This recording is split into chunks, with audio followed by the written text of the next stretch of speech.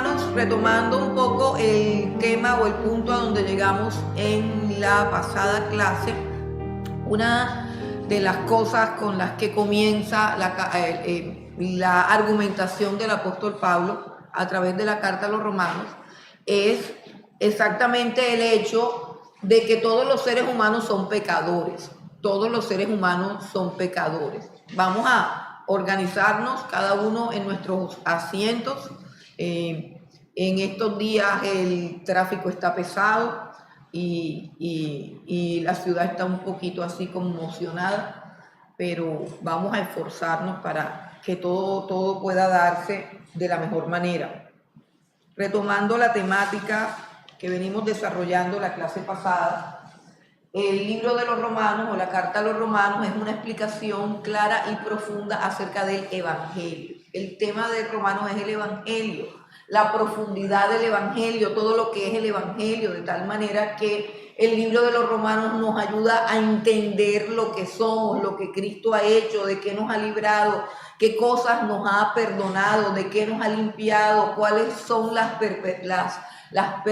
perspectivas del creyente, las realidades del creyente, ahora nuestra posición en Cristo Jesús, ahora lo que somos, no lo que pensamos o creemos, sino lo que dice la palabra de Dios. Entonces, para exponer el Evangelio, lo que hace el apóstol Pablo es exponer primero la enfermedad cuya medicina o cuya solución es el Evangelio, pero antes del Evangelio, y esa es una de las cosas necesarias, es que tenemos que entender la pecaminosidad del ser humano. ¿Cuál ser humano? Este ser humano, yo, no de los seres humanos esos depravados, no, de nosotros.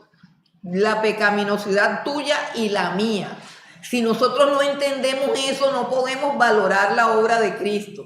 No podemos entender la grandeza de lo que Cristo hizo en la cruz del Calvario. No podemos entender la grandeza de su misericordia, de su gracia, de su perdón, si nosotros no entendemos el pecado. Entonces el apóstol Pablo se gasta 2 capítulos explicando acerca del pecado. Hay gente que de repente dice, pero yo no he hecho todas esas cosas. Entonces, estos 2 capítulos son importantísimos para que podamos entender que no se trata exactamente de lo que hemos hecho, sino de nuestra condición, de lo que nosotros somos internamente, de lo que somos en Adán, como descendientes de Adán, lo que somos. Y el apóstol Pablo divide a los seres humanos en 2.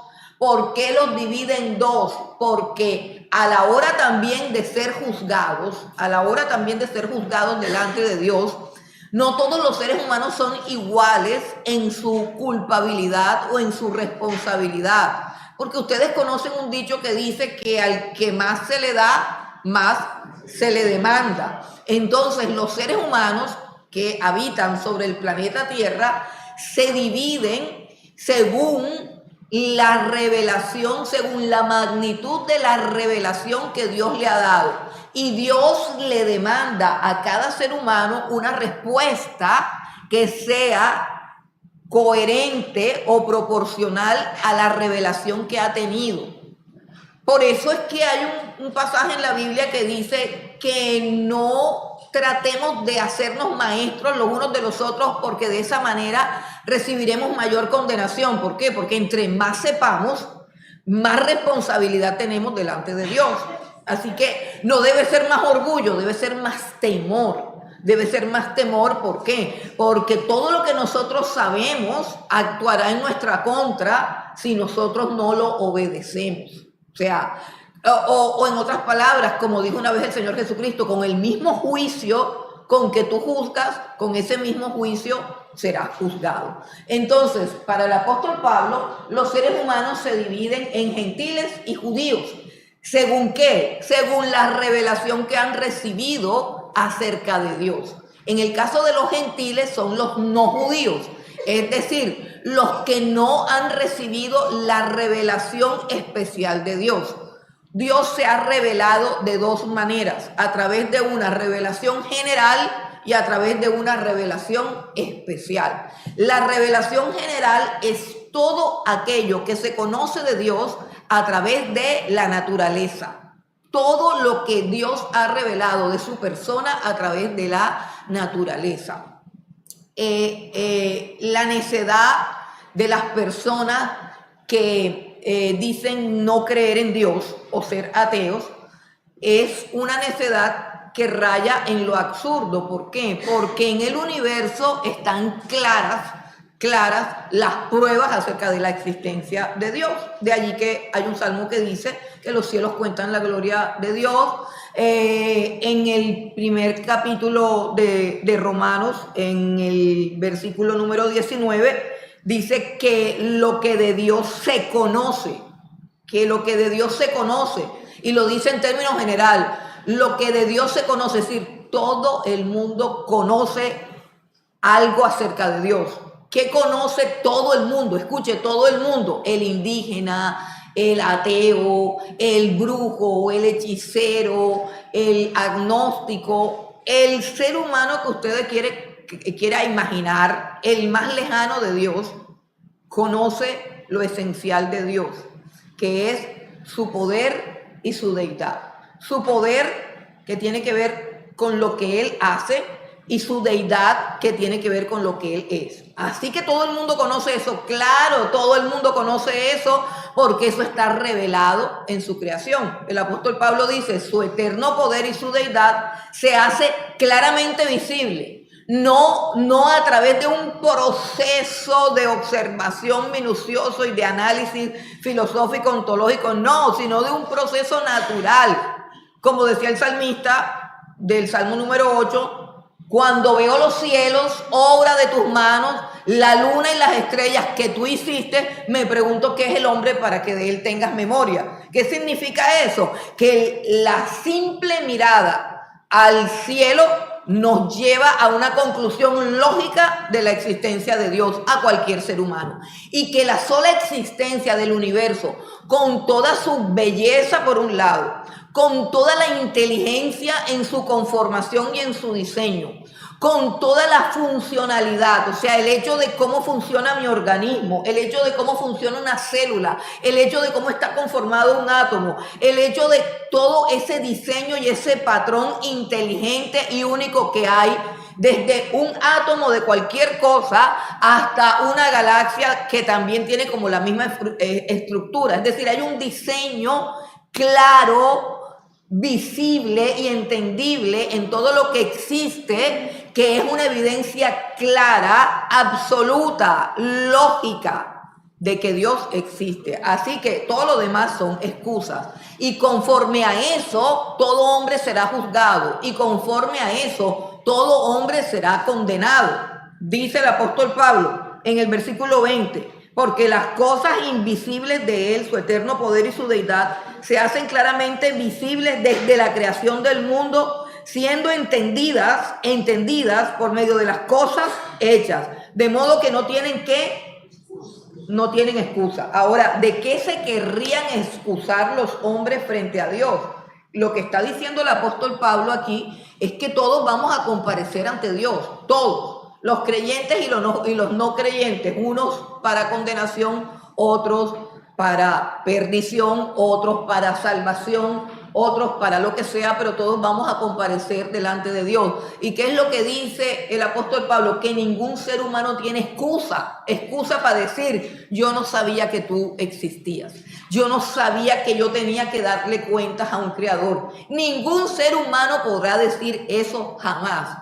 Esa es una mentira que decimos aquí y que nos dicen a nosotros, pero nadie podrá decir eso. Todo ser humano que está al borde de la muerte, 10 minutos antes no se quiere morir, porque sabe que se va a enfrentar a Dios, sabe que Dios existe. Entonces, todos los seres humanos saben que no tienen excusa. Entonces, al tratar de excusarse, ellos dicen, yo no creo en Dios, pero eso es absurdo, eso es absurdo. Por eso cuando usted hable con alguien, una de las cosas que me gusta de que cuando hay personas que dicen, pues es que yo no creo en Dios, yo no creo que Dios exista. Entonces yo aprendí del método de evangelismo que usamos, que uno no debe entrar en esa apología de Dios existe, porque ni siquiera Dios entra en esa apología porque es un absurdo, sino que continuemos la charla diciendo, bueno, supongamos que Dios existe, y eso nos da excelentes resultados, porque ellos ahí comienzan como bueno, pero si Dios existe, ¿por qué hace esto y por qué hace lo otro? Entonces, nunca se metan en esa discusión de si Dios existe o no existe, porque todos los seres humanos saben que Dios existe y todos los seres humanos tienen una revelación de Dios y no tienen excusa. Ahora, cuando el apóstol Pablo dice que no tienen excusa, ¿a qué se refiere? Pablo dice en Romanos 21 que habiendo conocido a Dios, o sea que hace una afirmación, una aseveración todavía más puntual, porque ahora no solamente está diciendo que hay una evidencia de Dios, sino que está diciendo que todos los seres humanos han conocido a Dios, porque habiendo conocido a Dios, no le glorificaron como a Dios ni le dieron gracias, sino que se envanecieron en sus razonamientos y su necio corazón fue entenebrecido. O sea que el ser humano que comienza a elucubrar teorías acerca de la no existencia de Dios, como las teorías evolutivas, como las teorías de generación espontánea, todas esas teorías vinieron no por un desconocimiento de Dios, sino por una revelación, pero no de revelación, sino de revelarse en contra de lo que ya sabían de Dios. O sea, cuando el ser humano conoce a Dios, lo que hace es que le da la espalda y en vez de agradecerle por la existencia que le ha dado a su persona y a todo lo que lo rodea, comienza a hilvanar razonamientos que hacen que su mente se envanezca. Y ahí es donde aparecen todas esas teorías que niegan la existencia de Dios. Son el fruto de ¿qué? De hombres que habiendo conocido a Dios decidieron negarlo, decidieron no darle las gracias. Por allá atrás había una mano alzada. ¿Quién quería compartir? Sí, Paola. Sí, un día viendo un video de un doctor que hablando con respecto al sueño, él dice que la glándula pineal es una glándula chiquitita, pero pequeñita, como de medio centímetro, que se ubicaba en el centro del cerebro, que es la que regula el sueño. Entonces él se maravillaba. Y la glándula tan pequeñita regular el sueño en nosotros. O sea, a unos médicos estudiando el cuerpo humano se dan cuenta de... Sí, de que tiene que haber un diseño. Ese es un argumento que son argumentos. Yo no soy como muy ducha en eso de los argumentos apologéticos, que son los argumentos extrabíblicos que comprueban la existencia de Dios. Por lo menos ese es un argumento que tiene que ver con el diseño, que el diseño del ser humano y de todo lo que existe tiene una inteligencia tan grande, tan superior, que es imposible que sea producto de un proceso evolutivo impersonal. Porque el proceso evolutivo es impersonal, o sea, son unas fuerzas evolutivas que no tienen inteligencia. Entonces dice que lo que no es inteligente no puede crear algo tan inteligente como un cerebro humano o un ojo humano o un organismo humano con toda la inteligencia que hay, o yendo a lo más sencillo, una célula humana. Una célula humana es una empresa que tiene gerente, que tiene departamento de aseo. Una célula tiene quien haga limpieza, es una cosa impresionante, una célula. Entonces, hermanos, eso, y si nos metemos con el estudio del ADN, y si nos metemos con el estudio ya de los que saben, pues los científicos, los que saben acerca de el equilibrio que hay en todo el universo, que dicen, por ejemplo, que si rodamos la luna 1 milímetro para un lado se congela toda la Tierra, o si rodamos el sol un poquito para allá se incendia toda la Tierra. O sea, es como unas medidas y una precisión que van descubriendo los científicos, y los científicos honestos saben que por supuesto que la única explicación lógica y racional a la existencia del universo es un Dios. Entonces, ¿para qué discutir? No, discutir con un necio, hermanos, discutir con un necio, una de las cosas más grandes que yo he aprendido después de habérmela embarrado, porque uno cuando ve a la gente necia le da como angustia, y entonces uno quiere como que entienda, pero es que el necio no es que no entienda, es que el necio no le da la gana de entender, entonces no pierde el tiempo. Entonces ellos voluntariamente, y por eso es que es importante este capítulo, porque el apóstol Pablo dice que el problema de la negación de Dios no es un problema de ignorancia, sino de voluntad. Escuchen eso. El tratado que hace, para que cuando ustedes vean a alguien negando a Dios, ¡ay, pobrecito, que no le ha amanecido! No, él quiere la oscuridad. Él quiere la oscuridad. La argumentación del apóstol Pablo es que los procesos a través de los cuales se niega a Dios comenzaron a través de un proceso en el que se conoció al Dios verdadero y se decidió voluntariamente darle la espalda. Dice, habiendo conocido a Dios, no le glorificaron. ¿Por qué? Porque el hombre caído no quiere darle la gloria sino a él mismo. El hombre quiere la gloria de Dios. Por eso es un hombre que está caído. El hombre pelea por ser glorificado él. El conocimiento de Dios me lleva a una conclusión. Soy una criatura. Dependo de Él. Debo darle la gloria a Él. Debo darle cuentas a Él. No puedo hacer lo que me da la gana porque tengo dueño y tengo creador. Esas son unas verdades que el hombre altivo y prepotente no sabe negociar. Entonces él prefiere elaborar unas argumentaciones que nieguen la existencia de Dios para así excusar su rebeldía frente a Dios. Entonces, todas las teorías evolucionistas, anticristianas y antibíblicas no provienen de la ignorancia, sino de un acto voluntario de negar a Dios. Habiendo conocido a Dios, dice, número uno, no le glorificaron. Ahora, ¿qué es lo que dice el apóstol Pablo? Que ese proceso a través del cual negamos la realidad, oye bien, el proceso a través del cual negamos la realidad nos lleva a un estado mental de tinieblas. Vayan al versículo 21 si tienen Biblia. Si no tienen Biblia, tienen que irla a buscar. Versículo 21. No le glorificaron como a Dios ni le dieron gracias, sino que se envanecieron en sus razonamientos. Se envanecieron en sus razonamientos. Cuando yo conozco a Dios, lo justo, escuche, lo justo, justicia es que si yo conozco a Dios porque Él me muestra su gloria a través de todo lo que Él ha creado, lo justo es que yo le dé la gloria, número uno, y le dé las gracias. Ojo, y aquí encontramos un nivel básico, primario, en el que cualquier ser humano, sin ir a ningún instituto bíblico, sin ser de ninguna religión, cualquier ser humano debe reaccionar frente a la creación de Dios, dándole a Dios la gloria y dándole a Dios las gracias. Esas son las respuestas básicas de un ser humano normal. O con lo que está diciendo el apóstol Pablo. Sin revelación y sin nada, sin Biblia y sin nada. Imagínate que no existe la Biblia. Imagínate que nadie te ha predicado a Cristo.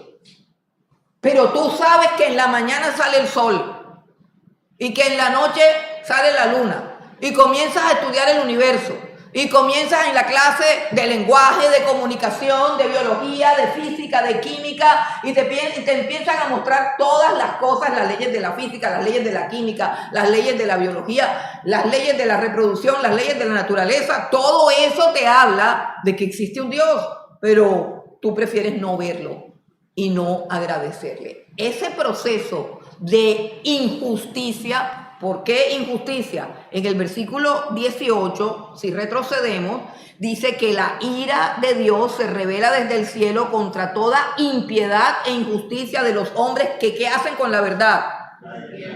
La detienen. La peor cosa que pueden hacer los seres humanos es detener la verdad. Miren, no es que no conozcan la verdad, sino que la detienen. Y esa es la injusticia más grande. Y se revela contra. Exacto. Entonces, la injusticia es que yo conozco a Dios, Dios está claramente revelado, pero no quiero glorificarlo ni tampoco darle gracias. Entonces voy a usar la capacidad racional que Dios me dio, la inteligencia que Dios me dio para buscar argumentaciones que lo nieguen a Él. O sea, me vuelvo contra mi propio creador. Eso produce una enfermedad mental. Una enfermedad mental que se llama envanecimiento. O sea, gente que se cree ser lo que no es. gente que piensa de manera absurda, gente que se imagina cosas que no son, gente alienada de la realidad. ¿Por qué? Porque hay una realidad básica que yo estoy negando para mi propia comodidad y para mi propio libertinaje moral, o sea, para hacer lo que a mí me da la gana con mi vida, como si yo fuera Dios. ¿Por qué? Porque Dios nos muestra en el libro del Génesis que el hombre vio el árbol del conocimiento del bien y del mal y tomó de él para que él se convirtiese en su propio juez moral, y el mismo hombre dice y determina qué es lo bueno y qué es lo malo. Ya no le pregunta a Dios, sino que yo mismo digo, esto es bueno, si me gusta es bueno. Y entonces así nacen todas las ideologías de si me produce placer es bueno. Por ejemplo, ese es uno de los principios de la época, el hedonismo. Si es un placer, es un derecho. El libre desarrollo de la personalidad, el libre uso de la sexualidad, el asunto de la identidad. O sea, todo lo que a mí me guste es un derecho. Y el hombre viene degradándose. ¿Pero por qué? ¿Por qué? Dice, número uno, se envanece en su razonamiento. O sea, en otras palabras, se vuelve torpe, se vuelve bruto, se vuelve bruto. Y luego los razonamientos son la parte de su mente, o sea, la manera como él piensa. Y luego, versículo 21 dice, y su necio corazón fue entenebrecido. Entonces ya viene algo que tiene que ver con sus afectos, tiene que ver con sus emociones. Si yo tengo malos pensamientos, yo también tengo malas emociones. Porque los pensamientos son los que me modulan mis emociones. Entonces comienza el hombre, o sea, el hombre cree que puede desaparecer a Dios negándolo. Y resulta que el que comienza a degradarse es él mismo. Primero pierde su capacidad de razonar con lógica y su pensamiento se entenebrece. Y luego pierde la capacidad de sentir con justicia, y también el corazón se va entenebreciendo, o sea, endureciendo. Luego viene un proceso de altivez, dice el versículo 22, profesando ser sabios, se hicieron ¿qué? Necios. Listo. Pero ahora pasan a otro nivel de corrupción. Esta es la historia de cómo la humanidad llega a su grado de bajeza moral más terrible. Primero, no glorifica a Dios, no le da gracias a Dios, ¿ok? Viene un entenebrecimiento mental, viene una afectación de sus emociones, comienza a creerse que es sabio y ahora procede a hacer algo peor. Dice, y cambiaron la gloria del Dios incorruptible en semejanza de imagen de hombre corruptible, de aves, de cuadrúpedos y de reptiles. Entonces van más allá. Ahora no solo no glorifican a Dios, no solamente no le dan gracias a Dios, sino que ahora hacen una caricatura de Dios, rebajando la gloria que Él muestra en la creación, la rebajan a una figura humana. Y eso comenzó con Grecia. Los dioses griegos eran figuras humanas, o sea, rebajaron al Dios infinito, inmortal, invisible, inaccesible, pero que se manifestaba con su poder y su deidad en las cosas hechas, lo rebajan a una criatura mortal, a una criatura corruptible. Pero no contentos con esa caricatura que ya era una degradación de la grandeza y de la dignidad de Dios, ahora lo rebajan a una criatura animal, o sea, de hombre lo rebajan a un animal. Y encontramos las religiones que provienen de Egipto, donde adoraban la vaca, el buey, la mosca y yo no sé, la rana y todo eso. O sea, entonces van degradando cada vez más a Dios y terminan adorando a dioses que tienen figuras de animales, de aves, de cuadrúpedos y dice hasta de reptiles. Ahora, si no glorificarlo ni darle gracias, tiene unas consecuencias en la mente y unas consecuencias en los afectos.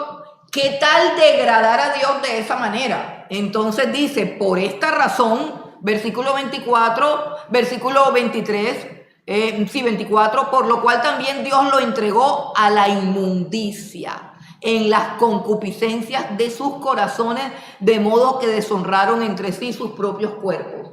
Y aparece entonces todas las depravaciones, las orgías y todas las desviaciones sexuales que están en su furor en esta época, pero que comenzaron cuando Dios fue blasfemado, cuando Dios fue deshonrado por hacerle este tipo de figuras, este tipo de caricaturas, por así decirlo. Entonces el resultado en la condición del ser humano se va agravando. Entonces ahora el hombre no solamente es necio de pensamiento, no solamente es duro de corazón, insensible, sino que ahora es un depravado que no controla sus instintos sexuales y que es gobernado no por su mente, porque la mente ya se le entenebreció, no por su corazón, porque su corazón también se le entenebreció. Ahora el hombre es controlado por sus genitales, por sus instintos sexuales. Y ahora la identidad del ser humano está basada en la facultad última del ser humano, que es el instinto sexual. O sea, lo principal que tiene el hombre arriba aquí es la cabeza. Lo que nos hace superiores a toda la humanidad es la capacidad que tenemos de razonar, evaluar, analizar, pensar, recapitular, reconstruir, corregir. Toda esa capacidad, pensar en abstracto, mirar las posibilidades, toda esa capacidad mental de análisis es lo que hace grande al ser humano. Es lo que lleva a un hombre a forjar una empresa, a crear un imperio, a educar a sus hijos, a hacer una cantidad de cosas, a ser un benefactor de la sociedad. La capacidad que tiene el ser humano de su razonamiento. Pero ahora el ser humano no se identifica a sí mismo por su capacidad de razonar, ni siquiera por su capacidad de amar, porque tampoco la tiene. El hombre de hoy es el hombre narcisista. Ustedes saben que ahora la psicología descubrió que existía un tipo de hombre con una enfermedad mental que se llama narcisismo. ¿Han oído de eso? Sí, que es el hombre que solamente se ama a sí mismo. Pues la Biblia descubrió eso y lo profetizó hace muchos siglos. El apóstol Pablo le advirtió a su discípulo Timoteo que vendrán tiempos peligrosos porque aparecerán hombres amadores de sí mismos. Y todos nosotros nos damos cuenta que toda la psicología y todos los movimientos están girando en torno a ámate a ti mismo. Y resulta que hay un poco de mujeres, porque eso está cayendo, hay mujeres narcisistas, pero más que todo lo que está de moda es el hombre narcisista. El hombre que no puede amar a nadie, sino que solamente se ama a sí mismo. Y ahora el amor propio está de moda. Pero la Biblia dice que eso es un peligro para la sociedad. Un peligro para la sociedad, los hombres que solamente se aman a sí mismos. Y la psicología descubrió que es una enfermedad. Y descubrió que es peligroso que tú tengas al lado a un narcisista. Tu vida está en peligro. Lo dice la Escritura. Lo descubrió ahora la psicología. Pero todo eso viene de un problema ¿de qué? De cómo me relaciono con Dios, de la justicia que le debo a Dios, la honra, la gratitud, el respeto, la veneración a Dios. Todo eso depende. Todo eso es lo que determina mi dignidad y mi grandeza. Entonces, el ser humano fue... Así como el ser humano degrada a Dios, Dios se hace a un lado. Y el resultado es un hombre entregado a la inmundicia. Entregado a la inmundicia. Un hombre que no puede vivir en santidad, no puede vivir en integridad. Estoy hablando del hombre corrupto, caído, sin Dios, sin Cristo. Primera entrega, o no la primera, porque lo primero fue mental y afectivo. Ahora es su instinto sexual que se salió de su control. Ya no lo puede controlar. El instinto sexual lo controla él. Y lo lleva a 50.000 depravaciones y de eso se enorgullece. Luego dice en el versículo 25, cambiaron la verdad de Dios por la mentira. No fue que no conocieron la verdad. No fue que no conocieron la verdad. Fue que la cambiaron por la mentira. Honrando y dándole culto a las criaturas antes que al Creador, el cual es bendito por los siglos. Comenzaron a adorar a las criaturas y luego van descendiendo cada vez, y dice, por eso, versículo 26, Dios los entregó a pasiones vergonzosas, a pasiones vergonzosas. Y entonces ahora la depravación sexual, que solamente estaba atacando a los hombres por su instinto sexual, varonil, normal y completamente desajustado, ahora ataca también a las mujeres. Miren la descripción tan terrible que hace el apóstol Pablo, que parece que nos estuvieran tomando una foto a esta época.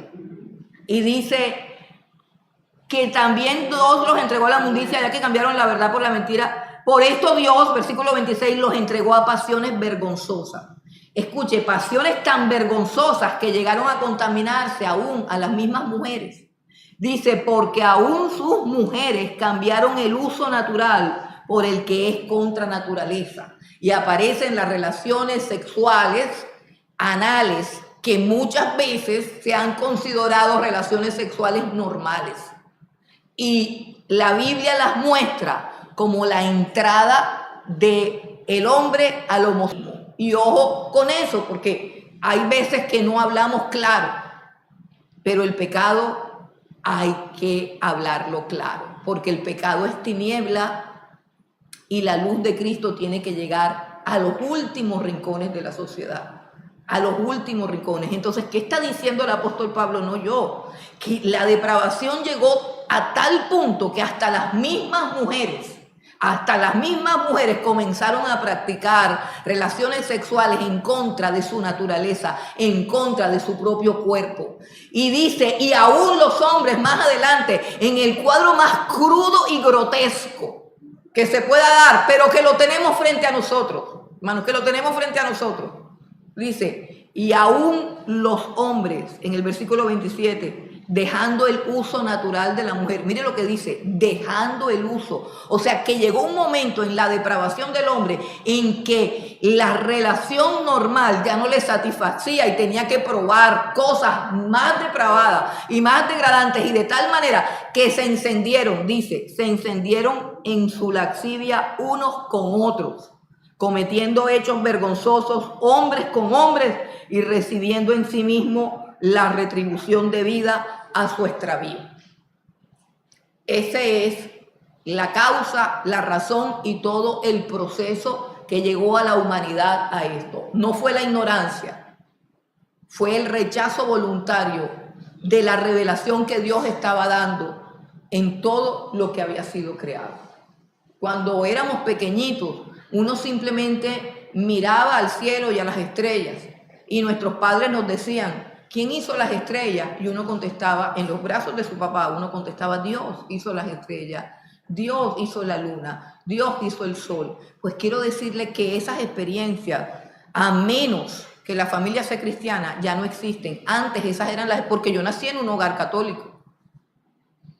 No había ningún rezandero ni nada, pero la existencia de Dios y el deber de honrarlo existía, estaba como tácito, como implícito, como que era algo normal. Pero ya hoy en día ese es un tema tabú. Entonces el hombre fue llegando a su depravación simplemente porque se fue alejando de Dios, pero no para ignorar a Dios, sino para degradar a Dios, para reemplazar a Dios por sus ídolos. Y luego finalmente en el versículo 28 dice que Dios los entrega. O sea, los entrega no significa que Él les da esa mente, sino que los entrega a su forma de pensar. Los entrega a una mente reprobada. Escuche bien, una mente reprobada. ¿Qué significa la palabra reprobada? ¿Pero qué significa reprobada? Cuando tú dices que reprobaste, que lo perdiste. Que lo perdiste, reprobó significa que lo perdiste y que ya no hay nada, no hay manera. Una mente reprobada es una mente que no tiene arreglo, ¿Y cómo funciona esa mente reprobada? Acá hay una lista de cómo funciona la mente reprobada. Versículo 29, atestada de injusticia, fornicación, perversidad, avaricia, maldad, llenos de envidia, homicidios, contiendas, engaños, malignidades, murmuradores, detractores, aborrecedores de Dios, injuriosos, soberbios, altivos, inventores de males, desobedientes a los padres, necios, desleales, sin afecto natural, implacables, sin misericordia. Pero la conclusión es lo más importante. Quienes habiendo entendido el juicio de Dios, ¿sí ve que nada es por ignorancia? Quienes habiendo entendido el juicio de Dios, que los que practican tales cosas son dignos de muerte, no solo las hacen, sino que también se complacen con los que las practican. Y el hombre pasó no solamente de practicar estas cosas, sino a hacer chistes de estas cosas y a deleitarse en esas cosas. Yo conozco al interior de la iglesia mucha gente que se deleita en chistes que tienen que ver con doble sentido y con cosas inmorales, o sea, con cosas que tienen que ver con una mente reprobada. Chistes que tienen que ver con una sexualidad torcida y depravada. Chistes de doble sentido inapropiados. Y gente que se deleita en eso todavía. Después de años estudiando Biblia, después de años de estar oyendo prédica, después de años de estar proclamando que son cristianos y que predicando el evangelio, y los encontramos todavía saboreando estas cosas. El chistecito del adulterio, el chistecito del doble sentido, el chistecito del homosexual, celebrando el pecado de inmundicia, que no es sino la última etapa de un hombre que ha sido reprobado en su mente. Ojo con lo que está pasando en la iglesia, porque la iglesia se vuelve tan permisiva, tan complaciente, tan liberal, y esos hombres, dice, se jactan, ¿cierto? Y cuando alguien no le celebra los chistes, somos ¿qué? Unos fanáticos religiosos, mojigatos y tontos. Y los hay dentro de la iglesia. Y no estoy hablando de la piedra angular, estoy hablando de la iglesia cristiana evangélica, la Santa Madre Iglesia Cristiana Evangélica, como decían por ahí. Entonces, hermanos, tengamos cuidado con nuestra mente, con nuestro corazón, con nuestro cuerpo, porque la salvación es integral, así como la perdición. O sea, cuando un hombre se pierde por completo todo, su espíritu, su alma y su cuerpo. Y cuando el hombre se salva, no solamente se salva su mente y su alma, se salva su cuerpo, se salva todo. Ahora, el cuadro que hay aquí es un cuadro espantoso y uno dice, uy, no, una sociedad degenerada y perdida. El problema está en que el apóstol Pablo, al parecer, está escribiendo más a gente judía que a gente gentil. Porque ahora nos vamos a dar cuenta que él habla como en primera y segunda persona, dirigiéndose a un auditorio que parece ser judío. Porque hasta allí todos nosotros podemos decir, uy, qué gente depravada, yo nunca he hecho todas esas cosas. Luego entonces hay grados de pecado. Hay gente más pecadora y gente menos pecadora. Pues no. ¿Qué hace el apóstol Pablo ahora? Estos son los pecados de los gentiles, o sea, de los no judíos. ¿Qué va a hacer el apóstol Pablo ahora? Mostrarnos cómo se manifiesta el pecado en los mismos judíos, en aquellos que además de toda la revelación que hay en la naturaleza y en el universo, tienen una revelación especial donde Dios dice, así ha dicho el Señor, yo soy el Dios de Abraham, de Isaac y de Jacob. Yo soy el Dios que te sacó de Egipto. Yo soy el Dios que envió plagas a Faraón cuando pase, y le dice todo con pelos y señales, y aún así se manifiesta en un pueblo que recibe una doble revelación. Se manifiesta el pecado, pero de otras formas. ¿Y por qué el apóstol Pablo va a decir eso? Porque es que se trata de que el pecado en sí no es una acción específica o una actividad específica como decir el homosexual, la mentira, la pornografía. No, el pecado tiene que ver con una condición caída del ser humano donde nadie se salva. Entonces, en el capítulo 2, él comienza a hablarle a alguien que está por fuera de ese grupo. Si se dan cuenta, en el capítulo 2, él dice, por lo cual eres inexcusable oh hombre, quien quiera que seas tú que juzgas. O sea, ahí comienza a hablar a alguien que parece que juzga esas cosas. Ya todas estas a mí se me olvidaron las diapositivas. Yo juraba que eso estaba caminando solo, pero no. La que estaba caminando sola era yo. Bueno, ¿cómo se titula este segmento que va del capítulo 1, 18 al capítulo 3, versículo 20? Se titula La condición perdida ¿de qué? De la humanidad, toda la humanidad, o la condición perdida universal. Entonces, ahora el apóstol Pablo dice a alguien que al parecer es judío por el contexto, dice, tú eres inexcusable, porque tú juzgas esas cosas, pero tú también las haces, porque tú que juzgas, haces lo mismo. Versículo 2, vamos a leer, Santi, del versículo 2 hasta el versículo 9. Mas sabemos que el juicio de Dios contra los que practican tales cosas es según verdad.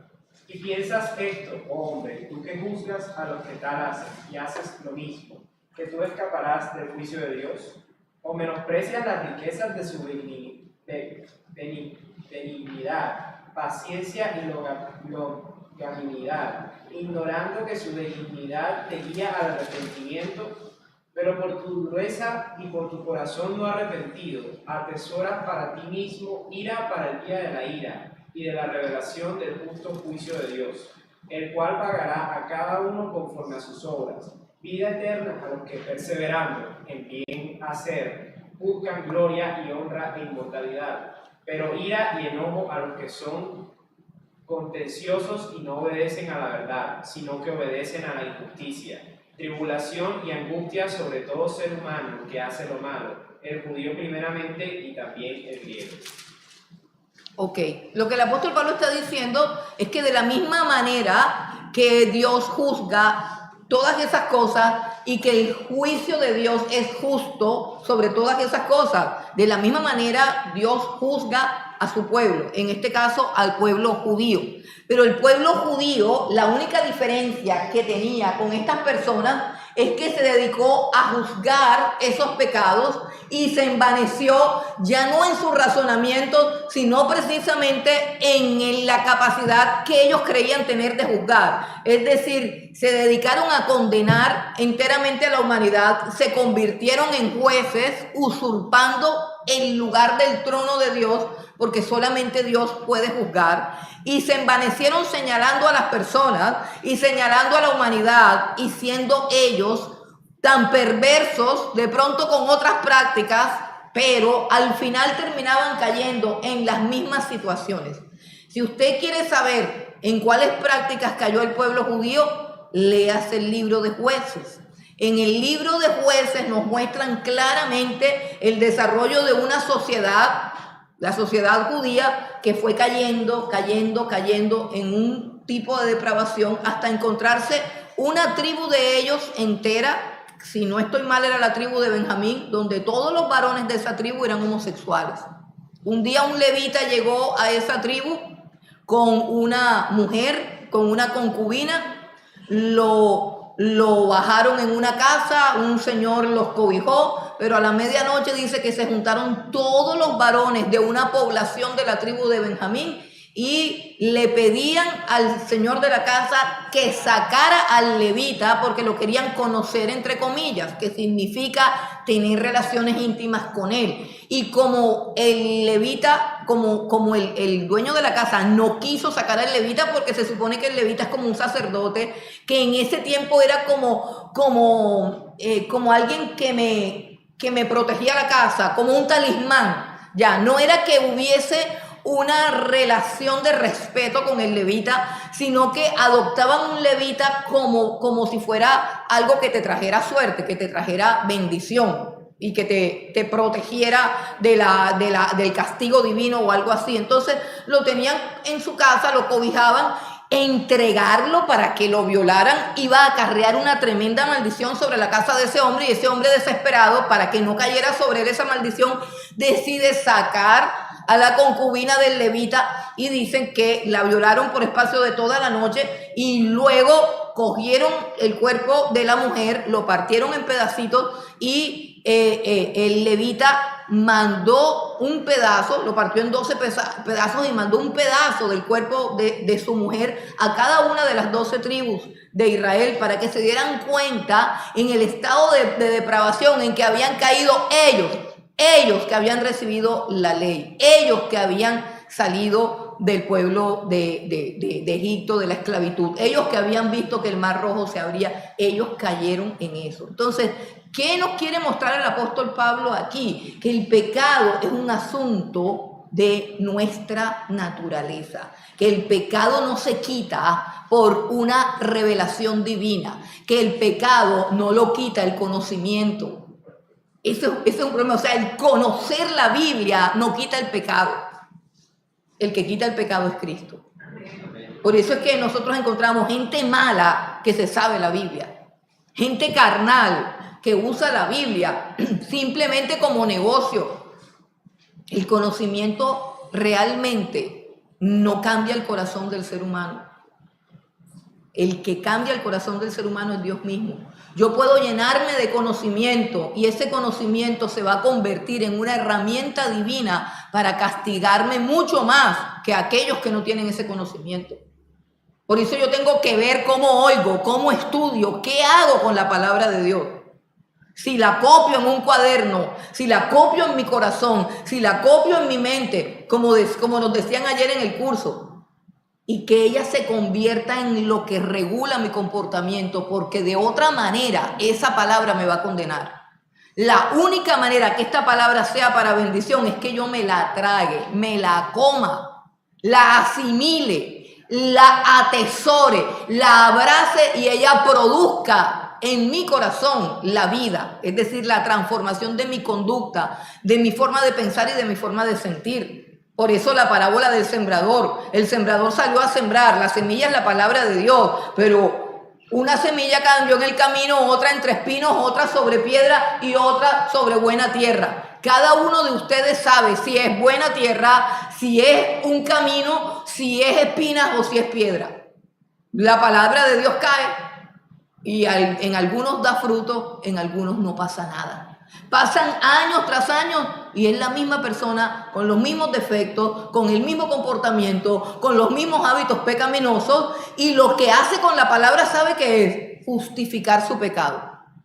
Utiliza argumentaciones y por eso yo quiero pasar con este asunto del pecado, quiero ir más rápido. ¿Sabe por qué? Porque son 8 clases y el asunto del pecado es un asunto que es largo, pero más largo son los 3 primeros capítulos de Romanos. El asunto del pecado, pero más largo es la exposición de la gracia y de la obra salvadora del Señor Jesucristo, sobre la cual no profundizamos, porque nos gusta profundizar a veces, somos tan cínicos, somos a veces tan amañados, que nos encanta la doctrina del pecado porque decimos, bueno, pero entonces todos somos pecadores, o sea, ¿qué podemos hacer? Sí, fíjate. Entonces, ¿por qué es que yo sigo haciendo eso? Porque todos somos pecadores. No.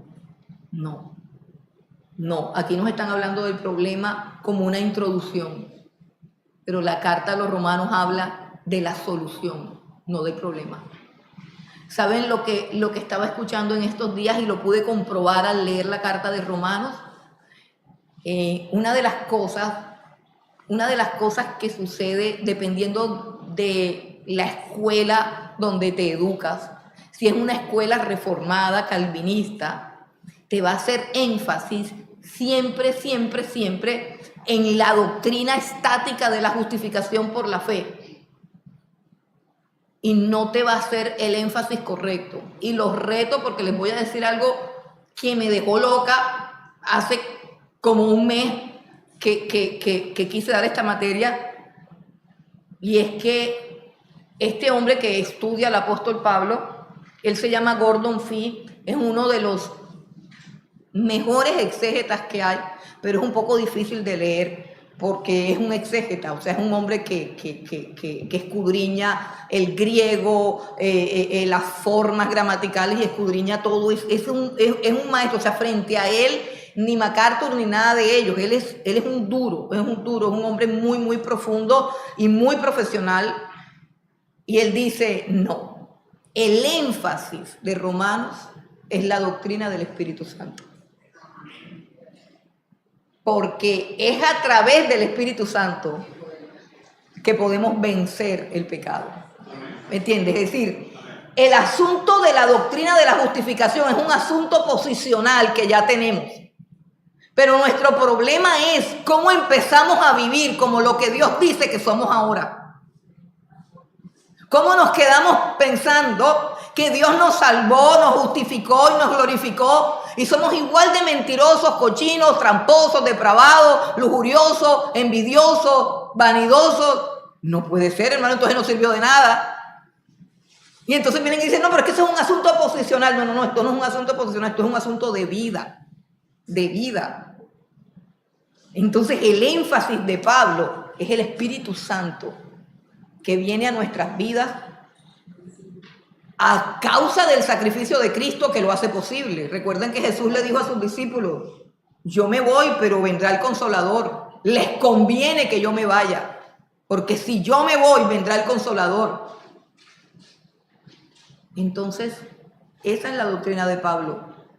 De ahí para adelante él va a estar centrado. Él habla un poco de la ley y de la gracia y luego arranca con el Espíritu Santo. Y los reto a que no se pongan escamosos, sino que empiecen a leer capítulo por capítulo y me subrayen la palabra espíritu en cada capítulo. Esto es para los que leen, para los flojos. Usted flojo no va a llegar, entra y sale igual. Pero si usted quiere crecer y si usted es un verdadero cristiano, usted tiene que tener ahora mismo un problema con su pecado. O sea, el cristiano verdadero no está contento. Dice, esto que yo soy ahora no es lo que yo quiero ser. Y yo puedo decir, bueno, yo soy mucho mejor que antes, pues supuesto que sí. Pero el cristiano verdadero no se cree santo. Cree que tiene un llamado a la santidad y siempre está inconforme con sus logros, porque siempre tiene una exigencia interna divina del mismo espíritu, de áreas que tiene que gobernar y sobre las que tiene que triunfar. Amén. Si no, usted está embolatado. Si usted cree que ser cristiano es ser lo que usted ya es, usted no ha conocido ni al Señor ni al Espíritu Santo. Nuestra vida cristiana es una carrera, es un asunto de crecimiento. Es un asunto que implica un mejoramiento y un examen continuo de mi vida. No para salvarme, sino porque fui salvada. Porque fui salvada. No para ir al cielo, sino porque voy para el cielo. Y una persona no puede estar convencida de que va para el cielo y al mismo tiempo estar haciendo cosas sucias y cosas malas. Si tú estás convencido que vas para el cielo, tú tienes que estarte entrenando en qué tipo de personalidad, carácter y hábitos debes tener como ciudadano del cielo. Si no, no estás convencido. No estás convencido. Entonces, los reto a que lea capítulo por capítulo y coja un resaltador y resalte la palabra espíritu cuando se refiere al Espíritu Santo de Dios. Y me va a echar un cuento. Y vamos a mirar la carta de Romanos desde un punto de vista diferente, pero no solamente mirarla desde un punto de vista diferente, sino aplicarla a nuestra vida para que produzca un resultado diferente. El resultado para el cual fue escrito, para nuestra santificación, para nuestro crecimiento espiritual. Entonces, bueno, el apóstol Pablo sigue en su argumentación de que los judíos y los gentiles son igual de pecadores delante de Dios. Quiero que saltemos al versículo 17, porque todo lo que dice en el versículo 12 es lo mismo, que de nada le vale a un judío estar circuncidado si hace lo malo. Ok, ahora dice el versículo 17, he aquí que tú tienes el sobrenombre de judío, ya está diciendo claramente, estoy hablando con ustedes los judíos, y te apoyas en la ley y te glorías en Dios, y conoces su voluntad, claro, porque conoce la palabra de Dios, y conoce los mandamientos, y conoce la Torá, e instruido por la ley, apruebas lo mejor, instruido por la Torá, que es no mentir, no robar, honrar a Dios sobre todas las cosas, todo eso. Apruebas lo mejor y confías en que eres guía de los ciegos, luz de los que estás en tinieblas, instructor de los indoctos, maestro de niños, que tienes en la ley la forma de la ciencia y de la verdad. Tú pues que enseñas a otro, no te enseñas a ti mismo. Tú que predicas que no se ha de hurtar, hurtas. Tú que dices que no se ha de adulterar, adulteras. tú que abominas de los ídolos, cometes sacrilegio. Tú que te jactas de la ley, con infracción de la ley, deshonras a Dios. Porque como está escrito, el nombre de Dios es blasfemado entre los gentiles por causa de vosotros. Así lo escribió el profeta Isaías. La conducta de los judíos que tenían el conocimiento de la ley no llegó a ser una conducta mejor que aquellos que no la tenían. ¿Por qué? Porque ellos abrazaron la ley no para obedecerla, porque se dieron cuenta que no la podían obedecer, sino para jactarse de la ley y poder condenar a los demás. Así que a sus propios pecados naturales o de su propia carne le añadieron la soberbia y la arrogancia de colocarse en el lugar de Dios y declarar a todos los demás pecadores y de autojustificarse ellos. Pero ¿con base en qué? En una ley que no obedecían tampoco ellos. Entonces, la condición de estos no es una condición como de depravación sexual de aquellos, sino que es una condición de altivez y arrogancia que es netamente satánica. Es la arrogancia diabólica de creer que yo soy más santo que tú en virtud de lo que yo sé. De lo que yo sé. Es aquel que extiende su dedo acusador sin examinarse a sí mismo. Es aquel que quiere quitarle la paja del ojo a su hermano y no se da cuenta que él tiene una viga. Es un pecado de presunción, de arrogancia, de santurronería. Esa es otra forma de pecado que lleva al ser humano a ser culpable, tan culpable como los otros. Pero lo lleva también, repito, a una deformación, porque esta es una deformación espiritual. La arrogancia espiritual, el legalismo, es una de las cosas más graves que hay, porque es un estado de perdición más complicado que el de un homosexual o de una prostituta. Tú puedes convencer a un homosexual de su pecado a través de las escrituras. Puedes convencer a una prostituta de su pecado. Es más, probablemente no necesites convencerla, porque ella ya lo sabe. Pero cuando te encuentras con un maestro que se sabe toda la Biblia y es arrogante, mentiroso, tramposo, lujurioso, adúltero de corazón, pero se gloría en su conocimiento bíblico y en esa capacidad que tenemos, en esa tentación, porque somos expuestos a una tentación de usar la palabra de Dios para señalar a los demás.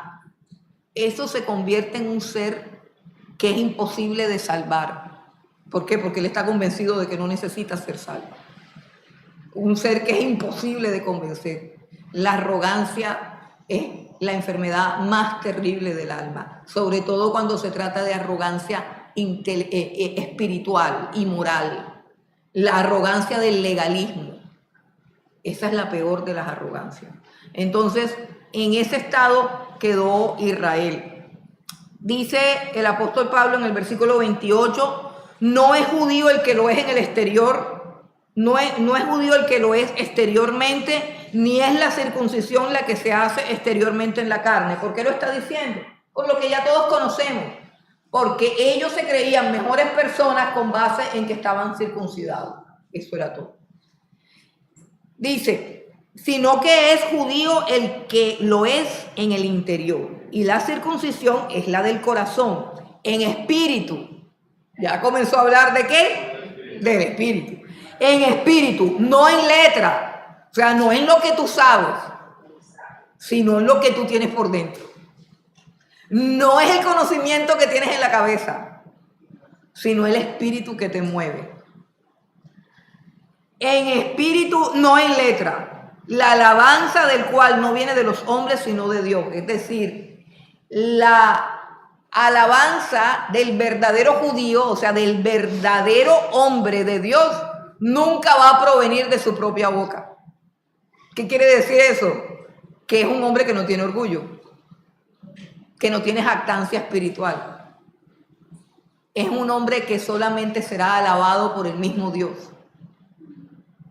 Ustedes recuerdan cuando el apóstol Pablo dijo, y lo citamos varias veces, si alguien tiene de qué gloriarse, yo más, porque soy judío de judíos, de la tribu de Benjamín, hebreo de hebreos, circuncidado al 8º día, y en cuanto a la ley soy irreprensible, pero todo eso lo considero estiércol cuando lo comparo con el privilegio de conocer al Señor Jesucristo y ser hallado en Él, no teniendo mi propia justicia, es decir, no diciéndole a Dios, Señor, yo he hecho todo esto, sino arropándome con la justicia que es de Cristo, es decir, cubriéndome con la justicia que es de Cristo. Entonces no tengo de qué jactarme. Mi única gloria es el Señor Jesucristo. Mi única confianza es todo lo que Él hizo. Lo único que me garantiza mi posición delante de Dios es su justicia. Entonces tengo que estar aferrada al Señor Jesucristo. Y de eso es de lo único que me puedo gloriar, de tener a Cristo. Si alguno se va a gloriar, dice el apóstol Pablo, gloríese en el Señor. Pero no te gloríes ni en tus títulos ni en tus obras, nada, porque enseguida dice el apóstol Pablo, de la gracia has caído. De la gracia has caído. Entonces, Israel había caído de la gracia, porque recuerden que la gracia no comenzó con el Señor Jesucristo. La gracia comenzó cuando Abraham creyó. Creyó Abraham a Dios y la ley no existía. Y le fue contado por justicia. Creyó Abraham. Ahí comenzó la gracia. Y de ahí para adelante los judíos existían delante de Dios por gracia, en la espera del sacrificio del Cordero de Dios, pero no por la ley. La ley, lo va a explicar el apóstol Pablo, era simplemente alguien que te llevaba a los pies de Cristo. La ley te mostraba que eras mentiroso, ladrón, fornicario. Eso es lo que hacía la ley. Y te mostraba que todas esas cosas que a ti te gustaban hacer eran malas. ¿Para qué? Para que tú en tu maldad recurrieras urgido a la misericordia y a la gracia que se desprenden del Señor Jesucristo. Entonces, en esa situación cayeron los judíos. Ahora, él sigue argumentando frente a un auditorio o a unos destinatarios, que al parecer hay muchos judíos en la iglesia de Roma, porque dice, ¿qué ventaja tiene entonces ser judío? ¿O de qué aprovecha ser circuncidado? Dice, aprovecha de mucho, de todas maneras. ¿Y cuál es el privilegio de los judíos? Dice, se les ha confiado la palabra de Dios. Ese es el privilegio. Pensemos por un momento en el privilegio que tenemos. Dios nos ha confiado su palabra. Nos ha confiado su palabra. Si ve, la frase me parece que implica una responsabilidad. Implica el poseer un tesoro. Implica el poseer una herramienta poderosa, de cuyo uso tenemos que dar cuenta un día. Nos han confiado un tesoro. Así lo hizo con Israel. Y eso se convierte en un motivo de juicio. Es decir, Israel tiene que presentarse delante de Dios, como de hecho lo expone Dios a través de todos los profetas, para ver qué has hecho con mi palabra.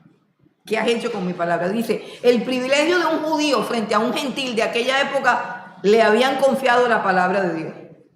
Pues que si algunos de ellos han sido incrédulos, su incredulidad habrá hecho nula la fidelidad de Dios. De ninguna manera. Antes bien sea Dios veraz y todo hombre mentiroso, como está escrito, para que seas justificado en tus palabras y venzas cuando fueres juzgado.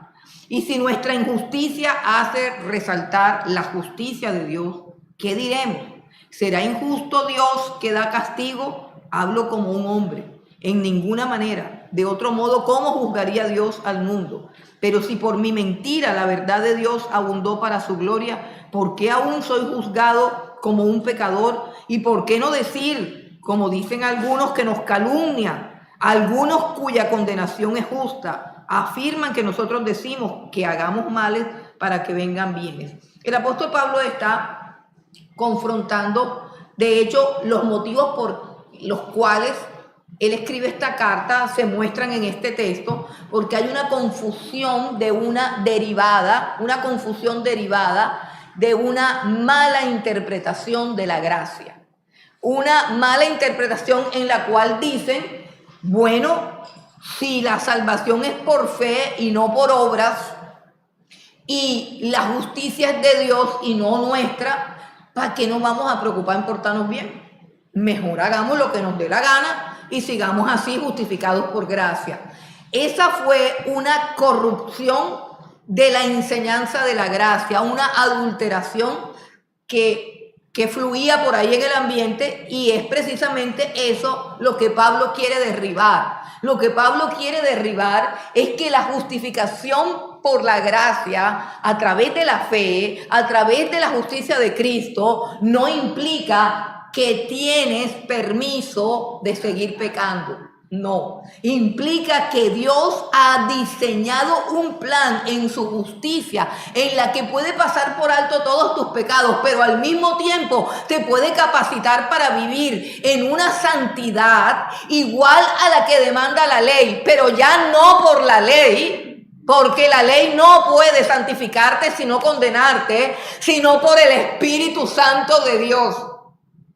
Ese es todo el argumento del apóstol Pablo. Por eso les digo, el centro de esta carta es el poder que tiene el Espíritu Santo que recibimos gracias a la muerte sustituta del Señor Jesucristo. Él paga la deuda y nosotros recibimos el don. Pero el don no solamente nos justifica, sino que nos capacita. Y si nosotros no enfrentamos esta realidad de que no solamente somos depositarios de la palabra de Dios, sino que también somos depositarios del poder de Dios a través de su Espíritu, que nos hace andar como Él anduvo. Si yo no lo recibo, no es porque no lo quiera recibir, es porque no lo quiero. Es porque no lo quiero. Estoy en la misma cosa de que allá no. O sea, a mí déjenme con mi teología que dice que la gracia me permite vivir así mediocremente y que Dios por gracia me va a recoger el día que no. Aquí hablan del evangelio. Un evangelio que no es una historia que recibo un día, hago la oración de fe y empiezo a ser parte de una congregación. No, un evangelio que llega a mi vida para transformarme por completo. Por completo.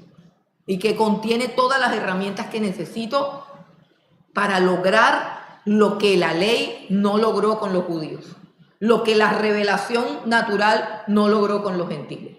Se trata de la victoria del creyente. Todo el libro de Romanos hablará de un creyente que vive en victoria, pero te va a decir cómo. Te va a decir que hay un camino, y te va a decir que hay una responsabilidad, y te va a decir que hay algo que tienes que hacer, y te va a decir que hay herramientas, y te va a decir que hay caminos que van para allá y caminos que van para acá, y que tú tienes que hacer tu parte. No que todo es gracia. No, eso es una mala interpretación. Bueno, estamos muy atrasados. Del versículo 9 hasta el versículo 20 hay una exposición de la culpabilidad universal. Allí junta a todos, junta a judíos y gentiles y lanza un veredicto. El veredicto es que no hay justo ni siquiera uno. Versículo 20, no hay justo ni siquiera uno. Retoma las palabras del Salmo 14, del Salmo 5, del Salmo 140, y dice, como está escrito, no hay justo ni siquiera uno, no hay quien entienda, no hay quien busque a Dios. Esa es la parte más importante, no hay quien busque a Dios, no hay quien busque a Dios. Usted dirá, no, yo estoy buscando a Dios. Mentira, nadie busca a Dios. Nosotros buscamos la paz mental, la sanidad de nuestras enfermedades, la solución de nuestros problemas, la restauración de nuestros matrimonios, la rehabilitación de nuestros hijos, un milagro o una bendición. Pero todos venimos a la iglesia por algo. No venimos solamente para conocer a Dios.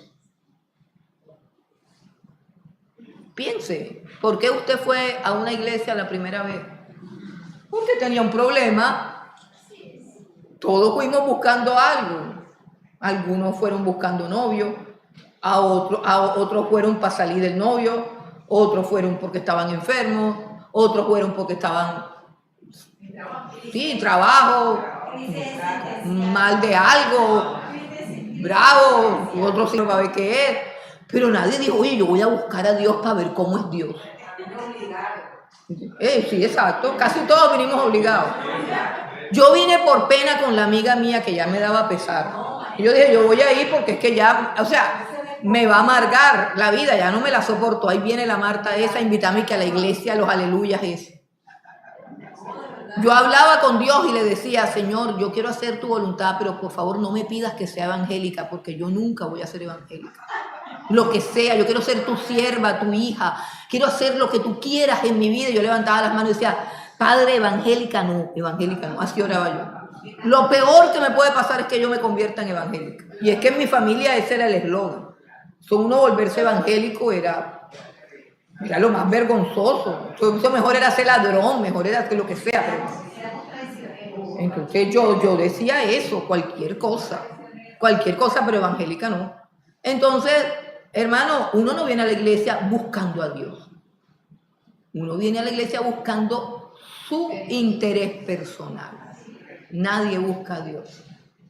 La búsqueda de Dios es cuando primero Dios te encuentra y tú lo conoces y tú lo pruebas y después se te esconde. Claro, los que buscan a Dios son los que una vez lo han conocido. Y de pronto te deja así en blanco. Porque uno quiere estar, ¡ay, aleluya! ¡Ay, el poder de Dios! Pero no siempre así, a veces hay una sequía total. Y tú sabes que Él existe porque el otro día te habló, pero ya no te quiere hablar. Entonces tu fe tiene que ser probada. Porque no siempre vas a vivir por vista, ni por emociones. Tiene que ser por fe. Entonces, conclusión, no hay justo, ni judíos ni gentiles, ninguno sirve para nada. Ese es el problema de la humanidad. Ese es el problema que Dios quiso venir a solucionar. Ahora, en el versículo 19 y 20, nos aproximamos a la solución porque el apóstol Pablo está diciendo que la ley no sirve para nada. Pero sabemos que todo lo que la ley dice, lo dice a los que están bajo la ley, para que toda boca se cierre y todo el mundo quede bajo el juicio de Dios. Miren lo que está diciendo, todo el mundo está bajo el juicio de Dios, judíos y gentiles. Ya que por las obras de la ley, ningún ser humano será justificado delante de él, porque por medio de la ley es el conocimiento del pecado. Ya, usted coge los 10 mandamientos seriamente y comienza por el primero y ya perdió. Amarás al Señor tu Dios con toda tu alma, con toda tu mente, con toda tu fuerza. Y empiezas a acordarte que el otro día que jugó el Junior con el no sé qué, tú no fuiste a la iglesia. Exacto. Entonces, ya ahí ya empezaste mal porque ya el primero lo perdiste. ¿Ya para qué vas a seguir? Entonces, ¿quién se va a justificar por la ley? Dice, nadie. La ley lo que hace es señalar que tú eres un pecador. La ley sirve para iluminar la conciencia cauterizada que tenemos con la religión, porque la religión nos cauteriza la conciencia y nos hace creer que somos buena gente. Entonces, a veces el concepto es que yo soy una señora de bien.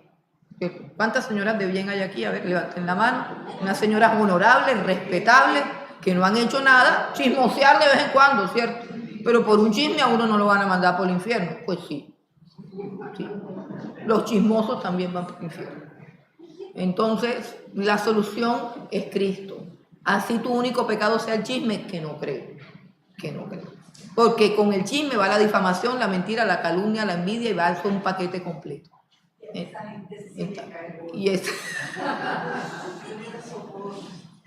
Bueno, y esas son las señoras de bien. Ahora pasemos a las señoras malas, imagínense. No salimos de aquí. Entonces, que somos nosotras, ¿cierto? Bueno, sigamos, hermanos. Ahora sí, a partir del versículo 21, comienza la exposición gloriosa de la provisión de Dios. Y se dice provisión, ¿por qué? Porque a Dios nada lo coge por sorpresa. Dios permite todo este descalabre moral y espiritual para mostrar su gloria, para mostrar su justicia. Y eso es justicia, que la gloria sea de Dios, que la gloria sea de Él. No como los judíos que le robaban la gloria, no como los gentiles que se glorificaron a sí mismos, terminaron deshonrando sus cuerpos y deshonraron a Dios haciéndole caricaturas y muñecos que lo representaban y lo profanaban, por así decirlo. No, ahora viene la justicia de Dios, dice el versículo 21, pero ahora aparte de la ley, ojo, no junto con la ley, sino aparte de la ley, se ha manifestado la justicia de Dios. Justicia de Dios que fue testificada por la ley y por los profetas. Quiero hacer un paréntesis porque el apóstol Pablo utiliza la palabra ley, que significa la Torá, que viene de la Torá, la utiliza de dos maneras. Siempre en todos los escritos del apóstol Pablo utiliza la palabra ley de dos maneras y el contexto es el que nos define cuál de esas dos maneras la está usando. Hay veces que la utiliza para referirse a los 10 mandamientos básicos fundamentales de donde se desprende toda la moral y la justicia. Y hay veces que la utiliza para referirse a todo el Nuevo Testamento, o sea, a toda la revelación que ellos tenían, que viene a ser la ley y los profetas, que lo llamaban también, que viene a ser todo el Pentateuco, los libros históricos, los libros poéticos y los libros proféticos. Todo el Antiguo Testamento, de Génesis a Malaquías, el libro como tal, se llama la ley. Pero también el segmento de los 10 mandamientos se llama la ley. Entonces, según el contexto, él la utiliza. Sí. Perdón, para repetir. Es que ahorita la ley es el Nuevo Testamento o el Viejo. La ley es el Antiguo Testamento. Todo el conjunto de los libros que hay en el Antiguo Testamento, los judíos lo conocen como la Torá, es la ley. Génesis, Éxodo, Levítico, Deuteronomio, hasta Malaquías. Se llama la ley en el contexto en que se esté usando. O sea, es como yo decir, bueno, nosotros debemos regirnos por la Biblia. Me estoy refiriendo a todo el libro.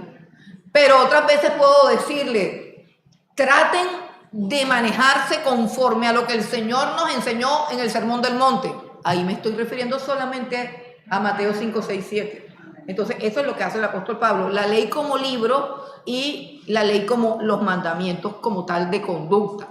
Entonces, él dice, pero ahora, aparte de la ley, se ha manifestado la justicia de Dios testificada por la ley y los profetas. La primera palabra que dice ley, ahora aparte de la ley, ahí está hablando de los mandamientos que nadie puede cumplir al pie de la letra, porque fallamos en uno o en otro. Pero cuando habla de que la justicia de Dios fue testificada por la ley, se refiere a todo el Antiguo Testamento y dice por la ley y por los profetas. Y así era como se llamaba el Antiguo Testamento, la ley y los profetas. La ley y los profetas. Ese es el conjunto de todos los libros del Antiguo Testamento. Entonces, ¿qué está diciendo? Que en todo el Antiguo Testamento se anunció a Jesucristo. Todo el Antiguo Testamento. O sea que nadie tenía por qué endiosar a Moisés. Ni siquiera los judíos. Los judíos no tenían por qué endiosar a Moisés. No tenían por qué idolatrar la circuncisión y convertirla en su bandera de salvación. Decir, soy salvo porque soy circuncidado. Los judíos no tenían por qué tener esa confusión y ese envanecimiento con respecto a las ordenanzas que ellos practicaban de cómo comían o cómo se vestían. Que aún en estos días todavía hay gente que se envanece con eso. Gente que no es judía, más recosteños y poniéndose equipadas, disfrazándose de judíos en unos rituales todos ridículos y absurdos porque piensan que así le van a añadir santidad a su vida. Puro legalismo barato. Entonces, ni siquiera los judíos tenían que ufanarse de eso. Ni siquiera los judíos. ¿Por qué? Porque desde el Antiguo Testamento, desde el Génesis hasta Malaquías, la Biblia está anunciando a Jesucristo. Un Mesías que tenía que venir, un rey que tenía que venir, y lo describe cómo moriría, cómo sufriría, en qué ciudad nacería.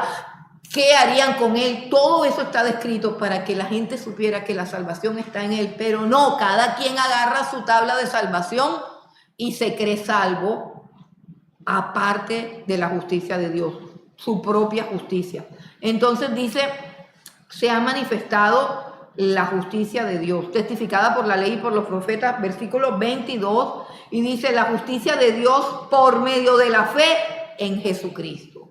La justicia de Dios por medio de la fe en Jesucristo para todos los que creen en Él, porque no hay diferencia, por cuanto todos pecaron y están destituidos de la gloria de Dios. Mire lo que está diciendo que Dios manifestó su justicia, o sea, es una justicia que implica no solamente la exaltación de su propia justicia sobre nuestra pecaminosidad, sino que también nos justifica a nosotros por esa justicia, haciendo que nosotros seamos transformados, pero sin mérito alguno.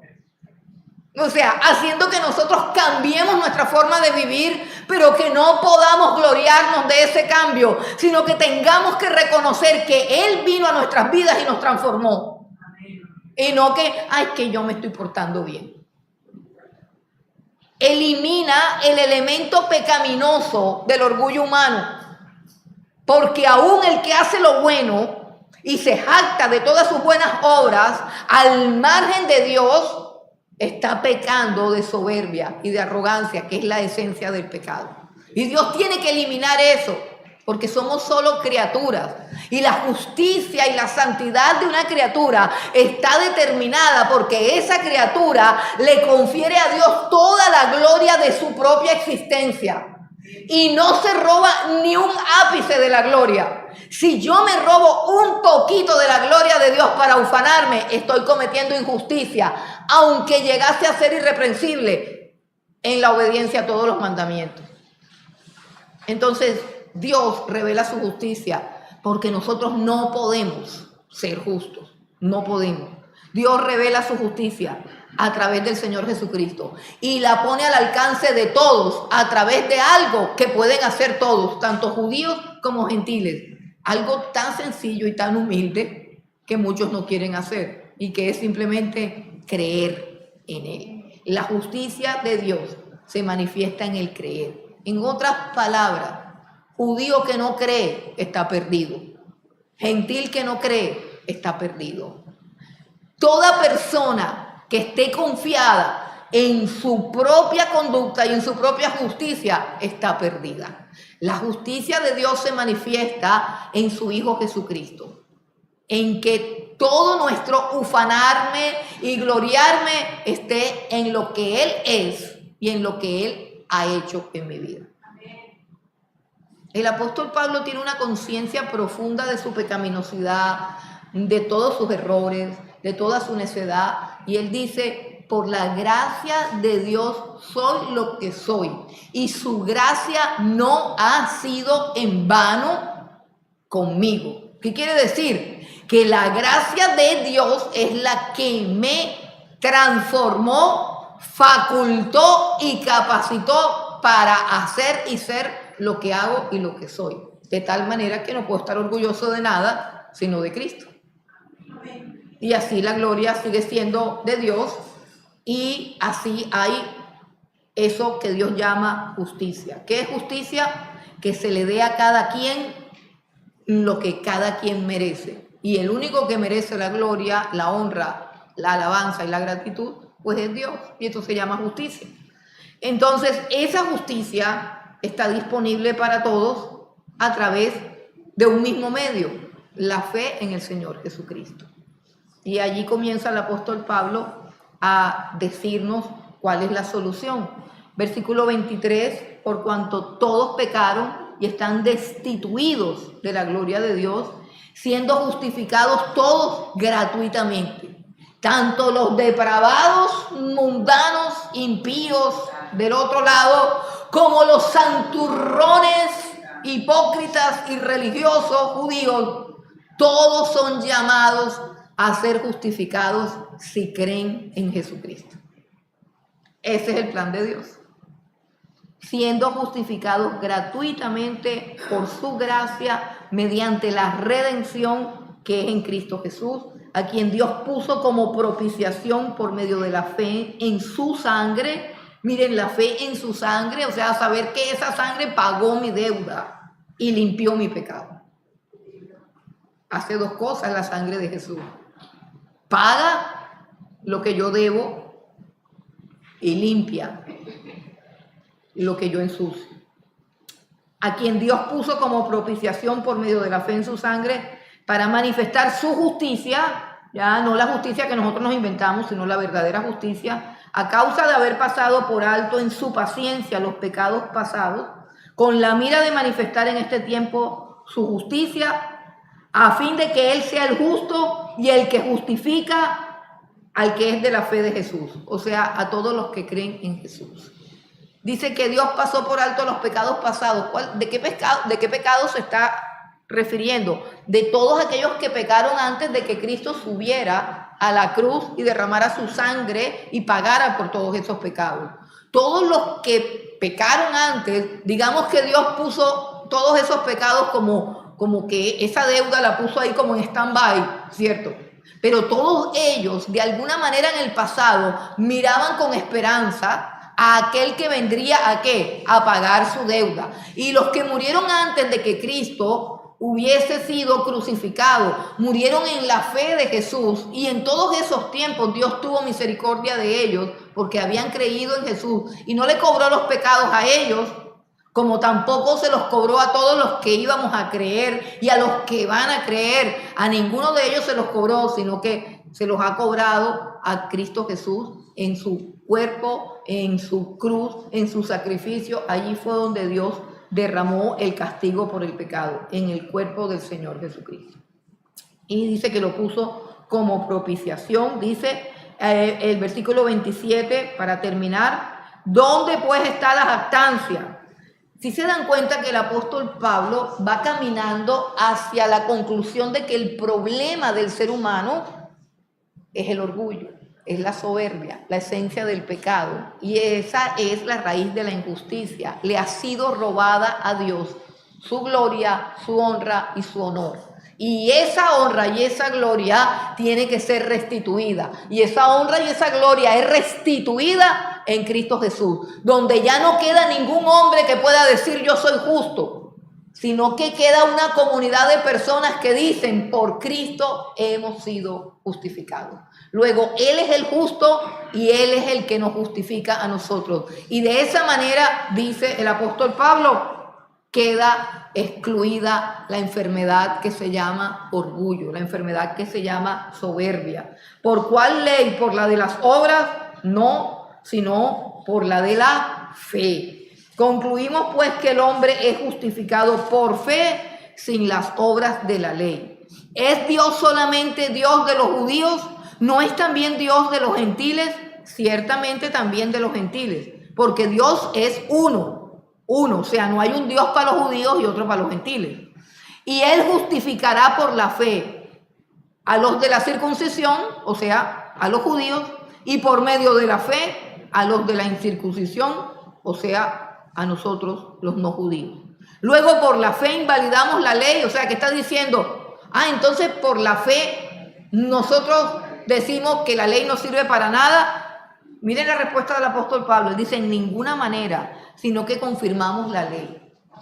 La ley dice que la paga del pecado es muerte. Y la sangre de Jesús nos habla de la paga del pecado, de la muerte. Cuando yo me aferro a esa sangre, estoy diciendo, Cristo cumplió el precio de la ley, del castigo de la ley por mí. Luego yo estoy a paz y salvo. Este es mi boleto de paz y salvo. Jesucristo, muriendo en la cruz del Calvario por mi pecado. La ley queda satisfecha. Eso fue lo que hizo Cristo en la cruz. Pagar lo que yo no podía pagar. La cuenta está saldada. Eso de alguna manera, es decir, esto tiene que ver con los pecados en sí. Ahora queda la otra situación. ¿Qué hago con mi vida? ¿Qué hago con mi corazón y su inclinación? ¿Qué hago con mi mente y su perversión? ¿Qué hago con eso? ¿Qué hago con eso? Ok, todo lo malo que yo hago, hice y haré ha sido pagado en la cruz. Pero ¿qué hago con esto? ¿qué hago con esto? De eso es que va a hablar el apóstol Pablo. Vamos a orar.